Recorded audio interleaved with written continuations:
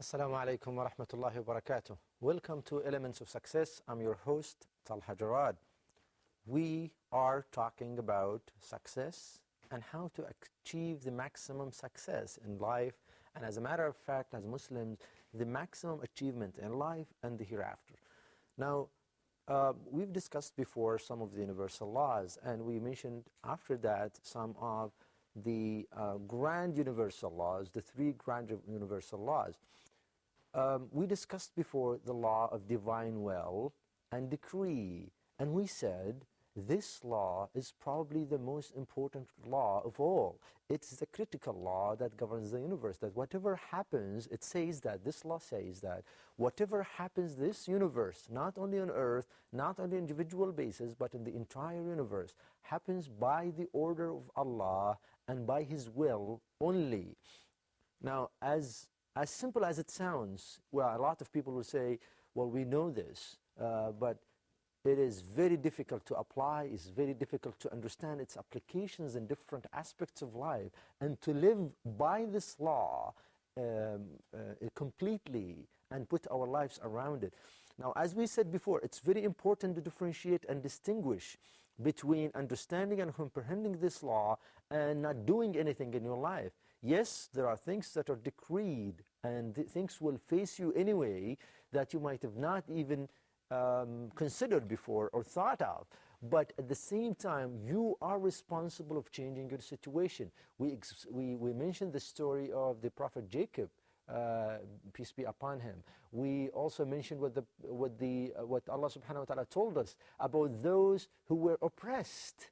They were oppressed, and when the time of death came, and they were asked by the angels, why you didn't change your situation? They said, we were oppressed in the land. So the reply from the angels will be, well, why wasn't the land of Allah so spacious that you could have migrated in it? So yes, there are things that happen, but you are responsible of changing the situation.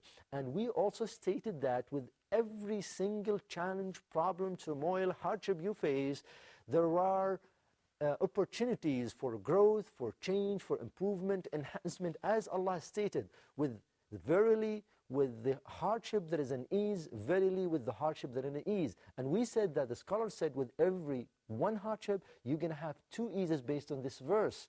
With every hardship, there are two eases that face you. Now, what you should do when you have a challenge, a problem, a turmoil that you cannot handle, you cannot deal with, because something is beyond your capacity, and you can't change it, just lean forward. Lean forward, let it pass. Lean forward, let it pass. It's like, have you seen the corns, and when there is strong winds, or even sometimes storms, corns know how to deal with it. They just lean forward, and the strong winds will just pass through, and it will go away, and then they will come back stronger and better. But if you look at the long, huge, big trees, even though they are stronger than the corn as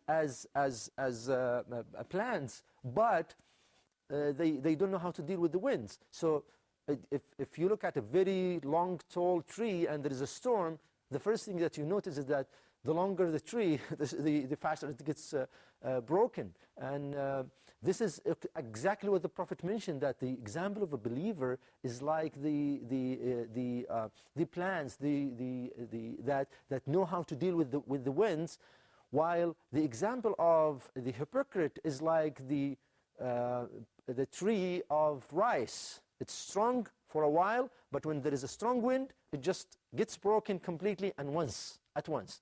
So this is very important to understand and to comprehend how to deal with the situation. If it is beyond your capacity, if you cannot change anything in it, just accept it and live your life satisfied with the decree of Allah.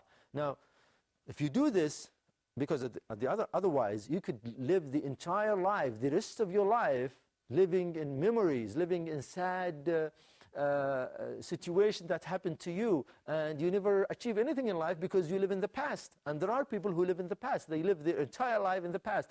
And whenever something happens to them, they live in that thing, and they just get stuck in it, and they never move forward. As a matter of fact, worse yet, some people blame themselves a lot for bad things that happen to them, to the point where they become completely disabled, because of the way that they interpret things to them and explain things to them. Listen to this very powerful narration from the Prophet, peace be upon him. He said, and seek the help of Allah and do not be disabled, and rest assured that whatever befalls upon you, do not say, had I done this or had I done that, I would have been this, or that would have been the situation. But says, Allah has decreed, and whatever He willed happened. Allah has decreed, and whatever He willed happened. And the Prophet then explained to us why we should say this. He said, because the word had I, when you always think of had I done this, had I done that, opens the door for Satan. Why? Now because you open the memories for the past, and you always live in the past, so you live in negatively. You live in negative mode. All the time you think of negatively, so you live in a negative situation, because as we said before, the situation that you are in depends on what you think. The dominant thought in your head will impact your feelings. If you think of good thing, you will be happy. For example, if you think of something good right now, a place that you like, a situation that you love, you feel relieved, you feel happy, you feel certain good emotions happening in your body. But if you think negatively or think of something that was bad that happened to you, you feel bad, you feel upset, you feel anxious. So this is why the Prophet told us that do not say had I, because if you say had I, you live in this negativity mode, and then you live in the past, you get imprisoned in this negative emotion, and you cannot proceed. So that's one thing why the Prophet warned us not to say this. And look what he said also, that it opens the door for Satan. So what do you think Satan wants for you and me? Do you think he wants us to succeed? No. Allah subhanahu wa ta'ala stated that. He said his mission is to cause grief to the believers, to cause grief to those who believe. Allah subhanahu wa ta'ala also said what Satan does to us. He said the devil or the Satan promises you poverty and commands you or commands on you profanity. So promises you poverty and commands on you profanity. This is what he wants from us. This is what he plans all the time against us. This is what he executes all the time against us. And if we don't understand how to deal with such situation, we might get trapped, as the Prophet told us, get trapped in the past, get trapped in the negative mode, and you never achieve. Remember, we're talking about success. And to be able to succeed, you have to learn how to deal with the life situation, how you deal with the circumstances, how to live your life irrespective of the situations that happen. Success is not easy. Success is a challenging endeavor.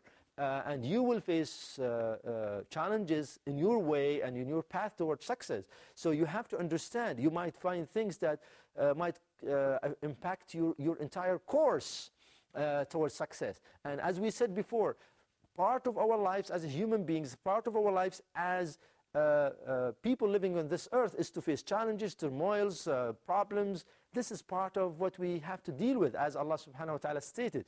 We will be tried by different circumstances of loss of wealth, loss of health, hunger, decrease in the crops, and even in the souls and people. You might get somebody who's very close and beloved to you. He might die or she might die. Now, if you can't change the situation, we can't change the past. If something happens, it happened already. You can't change it. You can't deal with it if something dies. All what you can deal with is to rest assured that this is what Allah subhanahu wa ta'ala wanted, this is what He willed, and this is what He prescribed, this is what He decreed. And ask Him for help, ask Him for support, ask Him to help you and make you able to deal with the situation. And remember what the Prophet advised us to say in such a situation: we are Allah's, and to Him we are returning. We are Allah's, and to Him we are returning. O Allah, reward me for my problem, or for my turmoil, or for my disastrous situation, and give me better things in the future. So look forward for the future. Ask Allah to reward you for what happened and look forward for the future. And if you combine this with the law of intention, you're going to have a very powerful combination, because now you believe that whatever happened to you happened because Allah wants to reward you, raise your rank. And as we said in the law of justice, sometimes because you did something towards other people, so you better pay it in this life rather than pay it in the hereafter. So you see, this is why we say these are grand laws, the 3 grand laws, very important. They are like the tripod. They build your life in a balanced way. The law of intention, whatever you do, ask Allah to give you a reward for it, and seek sincere intention in everything you do for the sake of Allah. Number 2, the law of absolute justice, that everything happens in this world happens because of what you commit, what you did, and there's an absolute justice that governs this universe, that governs this world completely, absolute justice, whether you see it or accept it or not, because justice in Islam spans beyond this life and goes to the hereafter. And then the law of divine will and decree, and all of these laws work together to build a stable, strong Muslim personality, a person who knows how to deal with the situation, a person who knows that he confronts any challenge that comes in his way in the best possible way. This is probably what the best explanation of the narration of the Prophet, that be satisfied of what Allah has prescribed to you, you will be the richest of all. Be satisfied with what Allah has prescribed upon you, what Allah has given you, what Allah has